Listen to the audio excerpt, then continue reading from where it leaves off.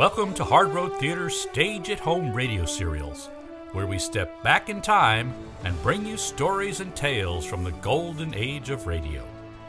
Tonight, we bring you Burns and Allen, a half-hour visit with America's favorite couple, George Burns and Gracie Allen, brought to you by Michael's Coffee Shop. Proudly brewing Starbucks coffee, Michael's is the place to stop whether you're picking up on the way to the office or just wanting to sit and sip with a fresh pastry. Michael's friendly baristas will expertly prepare a drink to your exacting specifications. Whether you enjoy a cappuccino, latte, flat white, just black, hot, or iced, Michael's is the place. Don't like coffee? Michael's has a great selection of teas and other refreshing beverages. You can find Michael's Coffee Shop on Facebook and in person at 425 Broadway in Highland. Stop by tomorrow. Can I get you something from Michael's Coffee Shop, George? Sure. Bring me a cup, Gracie. You know, at Michael's, you always savor every last drop. Yes, it's Michael's Coffee Shop time, starring George Burns and Gracie Allen.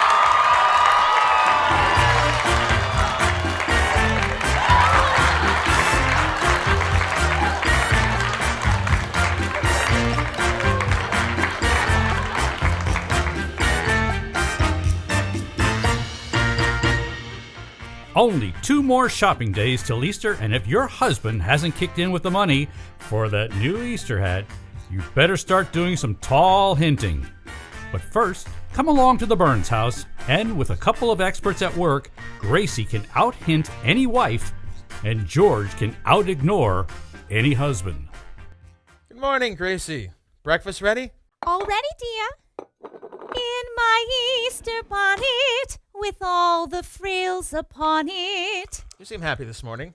Well, what woman wouldn't be happy married to you, George? I guess you're right. You know, George, that reminds me of the slip I made yesterday. I signed my name, Mrs. G. Burns, and this woman who was with me said, "What does the G stand for?" And before I thought, I said, "Generous." Generous, huh?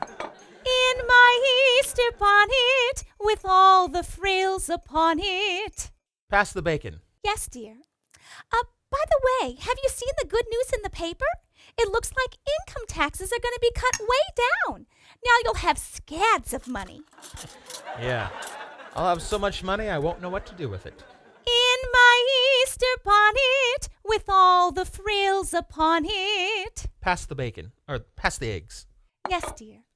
Notice the way I colored the eggshells this morning? Blue and pink and speckled. Yes, they're pretty, but what's the idea? Well, to remind you of something that's coming. Something that's coming? Mm-hmm. Let's see. Eggs made me think of hens. Mm-hmm. And hens...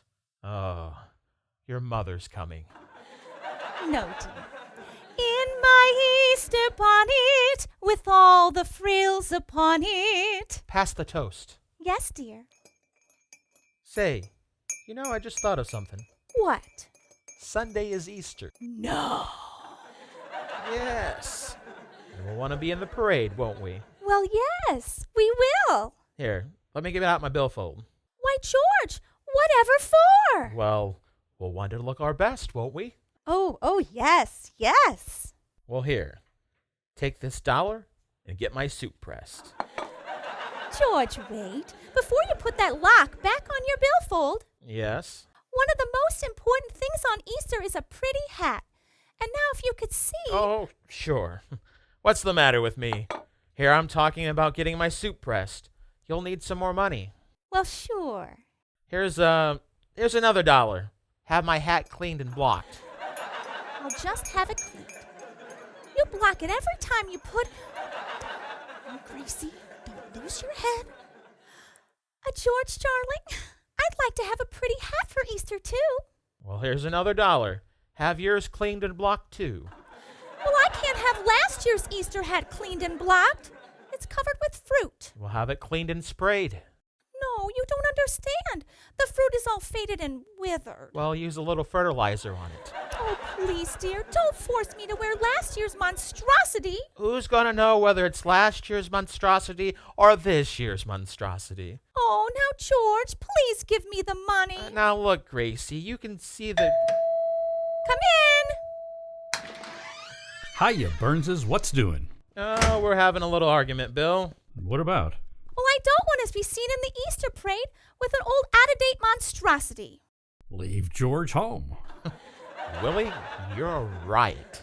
Bill, when I said an out-of-date monstrosity, I meant last year's Easter hat. George won't give me the money for a new one. Why not? Hasn't he been told he can't take it with him? Yeah, he's been told that. But he wants to experiment. Now, never mind the smart cracks, young lady. I'm not going to throw away money on a silly hat. Do you think you're married to a pot of gold? She's not sure about the color, but the shape's right. I'm going in the den and leave you comics without a straight man. And you don't get an Easter hat, Gracie. Times are hard and I can't afford it. Gee whiz. So he won't give you the money for a hat. Have you tried flattery, Gracie? Aw, that doesn't work anymore, Bill. George is wise to flattery. Well, it wouldn't hurt to try it. Well, okay, but you'll see. It won't work. George? Yes? You're the youngest, handsomest, kindest, most talented, best built, most romantic husband in the world. No? Huh? No. Well, thanks anyway. You're welcome. No, you see, Bill? Yeah. Say, I wonder if it would do any good if we, Come in! Good morning, Mrs. Burns. Here's your mail. Thank you, Mr. Postman.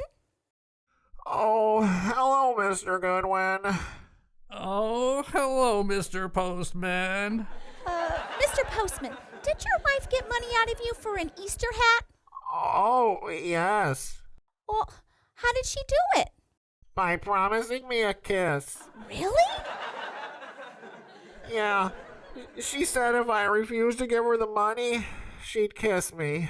I'd rather take a beating. Bad kisser, huh? Homeliest I've ever seen. Hey, Mr. Postman, if you feel that way, why did you marry her? Well, it was the year Roosevelt ran against Hoover. Yes. Oh, when I make a bet, I pay off. Well, this isn't going to get me an Easter hat. I guess we'll have to use my club to get the money out of George. Oh, don't beat him with a club. That's cruel. No, I mean the club I belong to, the Beverly Hills Uplift Society. I'll turn those girls loose on George. Beat him with a club. It's kinder. Well, goodbye, Mrs. Burns. And remember, keep smiling.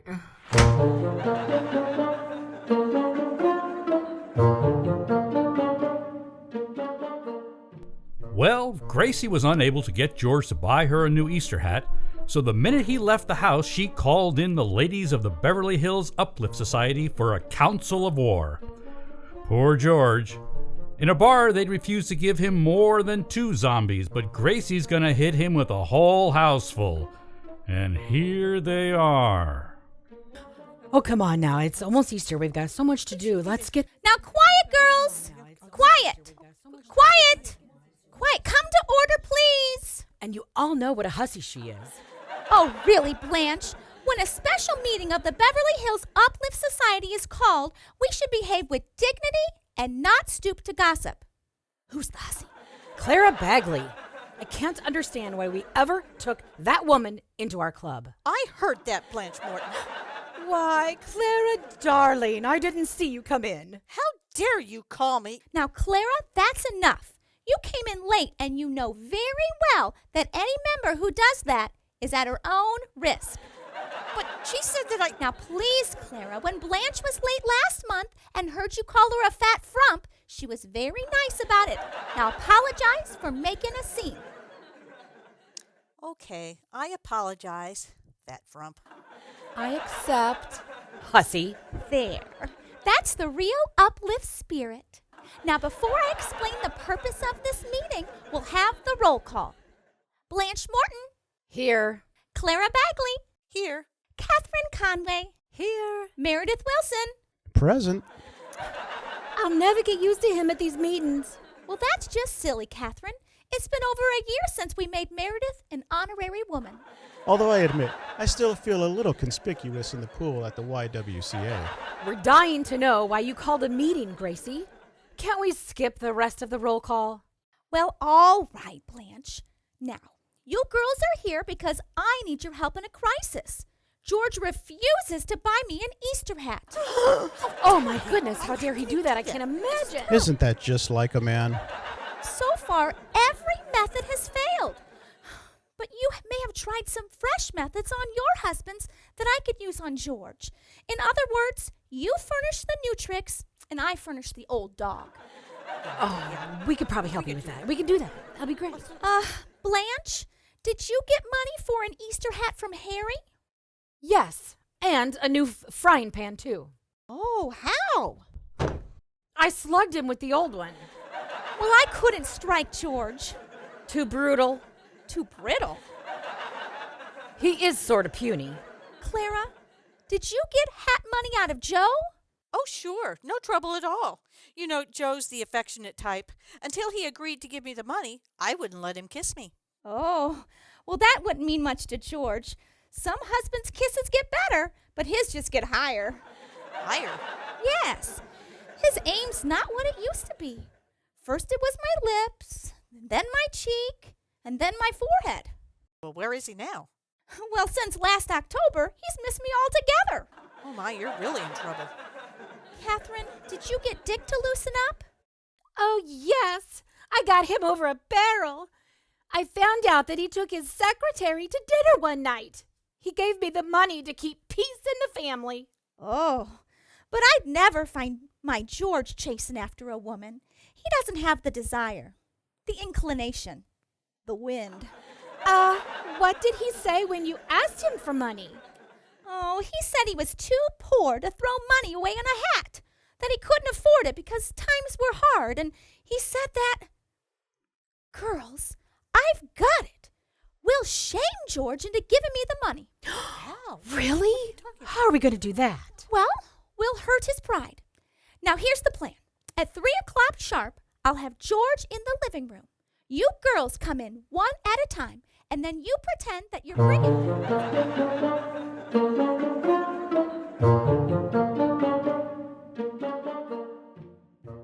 What time is it, dear?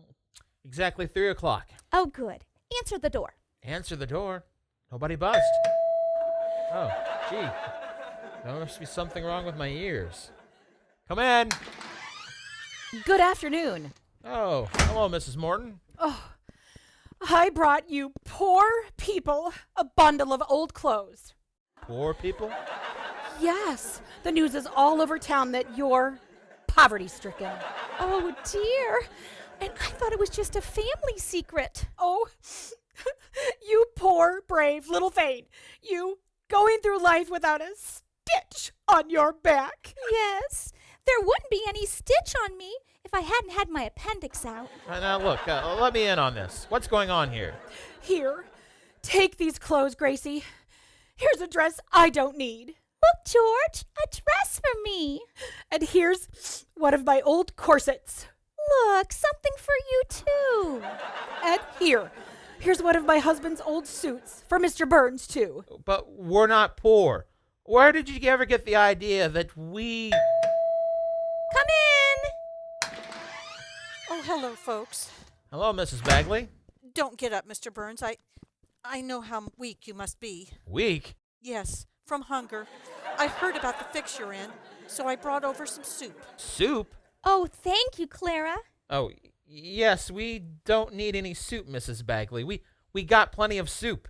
The Salvation Army got here first? Yeah, with hot soup. Yeah. The soup is hot. Clara, it's just his pride. What kind of soup did you bring? Chicken? Oh, with noodles? Yes. Oh, George, did you hear that?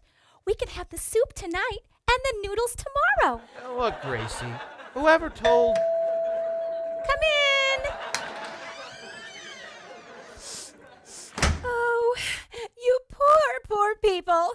I I heard the awful news. Now, see here, Mrs. Conway. Now, I'm not a wealthy woman, but I can always scrape together a few pennies for the needy. Here, take this quarter. Oh, bless you, Katherine. Mrs. Conway. How did it happen, Gracie? Your husband's been on the radio for years. Didn't he save any money? Not a cent. He told thousands of jokes, but he never made a nest egg. No, wait a minute, girls. Girls, wait a minute. Girls, wait a minute. Have to make myself a Jack Benny to be heard. Now, Gracie, get these dames straight about that crazy rumor. Tell them we're not broke. Now, dear, it's no disgrace. What do you mean it's no disgrace? And it doesn't matter to me. I still love you. Girls, 1, 2. What is this gonna be? Other women may walk in their sable and mink, with pheasant to eat and champagne to drink. We're at the Jefferson again. But I will wear rags, and on crumbs I will dine, and stay with that shabby old husband of mine. Gracie,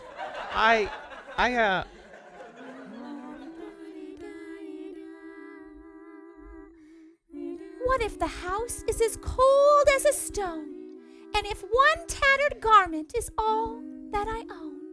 What if wolves at our door are waiting in line? I still have that barefooted husband of mine. Gracie. Look, girls, stop with that la-di-da. I can't afford to have a rumor going around that I'm broke. Gracie, what do you plan to spend on that Easter hat? Oh, about $20. Here's 25. That ought to show these friends of yours up. Well, you better make it 30. I have other friends, too. All right, take 30. Oh, thank you, George. Well, girls, as long as you're here, let's go into the den and have a nice visit, huh? This'll be fun. Great, it's wonderful. I can't believe this worked. Did you hear about this? $30? I wonder if I've been had.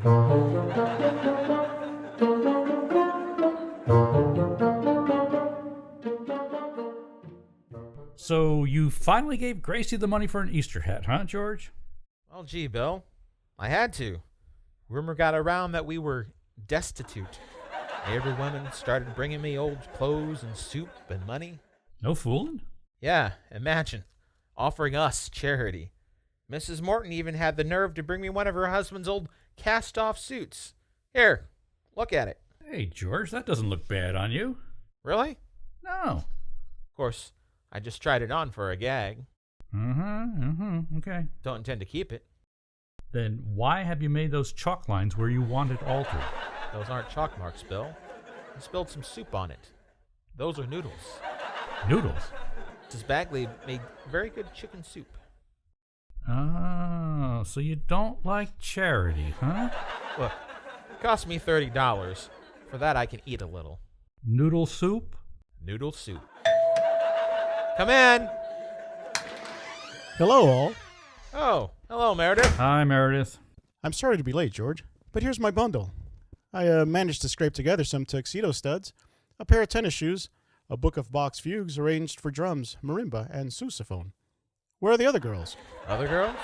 The other girls of the Beverly Hills Uplift Society. Oh, the other girls. George, Gracie gave us specific instructions to be here with our bundles at 3 o'clock. But, my watch stopped and I wasn't able to. Oh, wait a minute. This was all planned by Gracie? Down to the last detail. She certainly is clever, George. She makes me proud to be a woman. Honorary, that is. Go on the den and join your sisters. Very well. Go. Thank you so much for that. Rooked by the uplifters. George, listen. Are you going to stand there and let those women make a sucker out of you? Now, go in there and tell them off. Just throw them out of the house. Bill, a fella could get killed in there. Okay, then. I'll do it for you. Gee, would you, Bill? Certainly. After all, you are my oldest friend. I am? Sure. I've got friends I've known longer, but you're the oldest one. Will you tell him, Bill? Will I tell them? What do you tell him? First, I'll read them the riot act. Yes? Then I'll say, now listen, you dames. Yeah? Listen, you miserable, conniving wenches. Nice opening. Yeah, and you call yourselves women? I've seen better-looking pans under ice boxes. Now clear out before I spray you with DDT. DDT? Yeah. Attaboy, Bill. Come on in and tell him. Okay. Quiet. Girls, girls, girls. Bill's got something to say to you. Okay, Bill. Tear it up. Okay, George. Yeah. Now listen, you dames. Where's that wonderful smell coming from? Oh, from the kitchen, Bill. Meredith just brought us some coffee. Now listen, you dames. Michaels? Well, of course. The riot act, Bill. The riot act. Read it, read it, read it. We always make Michael's coffee, Bill. It's so rich and delicious and mellow. Yes, we love that famous Michael's coffee shop flavor. Well, yes, Mrs. Morton. That's the result of careful selection and blending of choice Latin American coffees, radiant roasted to perfection. Wenches, Bill. Wenches. Miserable wenches. Remember? Wenches. Miserable. It's no wonder more people stop by Michael's coffee shop for their morning pick-me-up. Oh, you said it, Mrs. Bagley. And they connive, too. Tell 'em. Tell 'em. Tell 'em. Yeah. Girls, Michael's coffee is absolutely tops in coffee drinking pleasure. Tell 'em about the pans under the ice boxes. No wonder so many millions of Americans agree that with Michael's, you savor Every drop. Now spray him with the DDT, Bill. Get rid of him. Get rid of him. Get rid of them? Why, you miserable little shrimp! Who? You! Me? Yes! It's an honor to have this group of beautiful and intelligent women at the house. Oh, Mr. Goodwin, if I weren't married, I'd hug ya. Me too. I'm single. Get out of here, Goodwin. I'll handle this myself. Now listen, you dames. I know I've been framed and I want my $30 back. Give me that, Gracie. Why, Gracie, he snatched it right out of your hand. George Burns, you ought to be thrashed. I wish I were a man. Me too. Me too. So do I. Now, just a moment. Don't be too harsh with George. Maybe he has a right about that hat. Well, are you defending that old wrinklepuss? Blanche, please. That old wrinklepuss is my husband. I'm too much of a lady to say what he is, but he's the biggest one I ever saw. Now, you girls stop talking about him. Are you speaking up for this clown with the one-way pockets? Yes, I am. Right or wrong, he's the only husband I've got. Well, I like that. We knock ourselves out trying to help you, and then you start defending him? Oh, don't forget, he's the head of this house. He couldn't be the head of a mouse hole. If that's the way you feel, girls, you better leave. Now, think it over, Gracie. If we leave, you are no longer an uplifter. Well, that suits me just fine. If it comes to choosing between my club and my husband, I'll take my husband. Well. Oh, now, get out of here, you old crows. Scoot!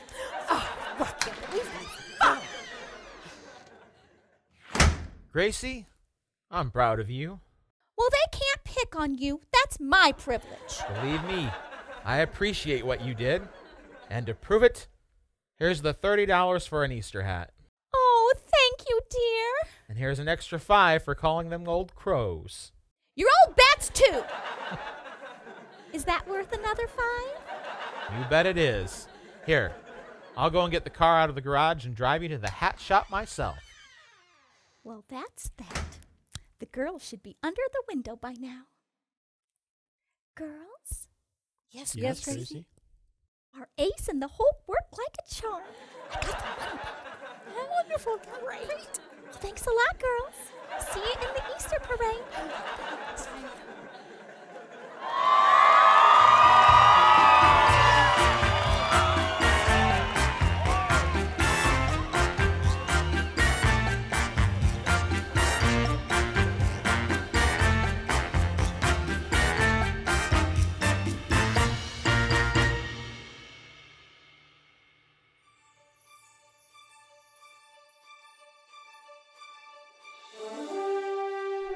That concludes tonight's episode of Burns and Allen, brought to you by Michael's Coffee Shop.